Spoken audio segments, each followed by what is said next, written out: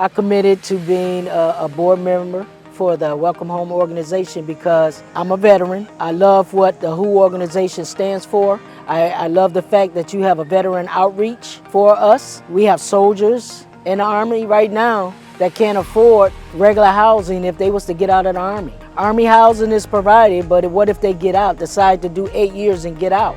So now they come out here, they can't even afford to have a house out here. So being that we're partnering with Habitat, that's awesome because now it's affordable. They'll be able to afford it and they'll be able to eat and provide for their families like they need to. My history as a veteran, retired Army, 21 years, okay? I served in Desert Storm as an Army vet and also as a civilian. I did 19 years civil service, Department of the Army and Department of the Navy. I served in Iraq for a year. I served in Afghanistan for 18 months, and I did that because I wanted to make sure the soldiers was going to be okay, and if any way I could support them, then that's what I was going to do. And so if that meant me being on the battlefield, I was going on the battlefield. My nonprofit, Chariots of Zion, started in a church out of the trunk of my car because I felt like somebody needed to feed the homeless that was on Cass Corridor in Detroit, Michigan. So I felt like I was going to pop my trunk and feed them. So my mother, Ethel Mitchell, she actually prepared the meals and I served them out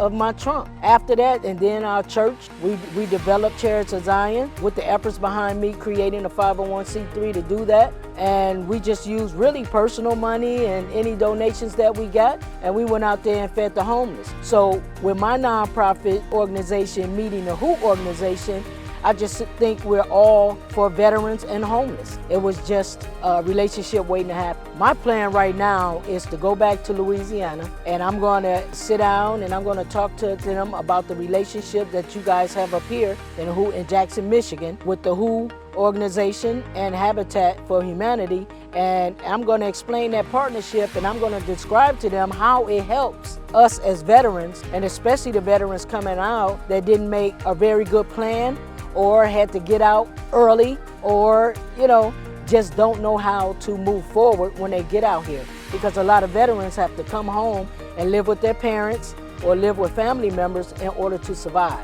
So the fact that you guys can make housing affordable, I'm all for it. And I just think we should have that in all 50 states, let alone 108,000 cities.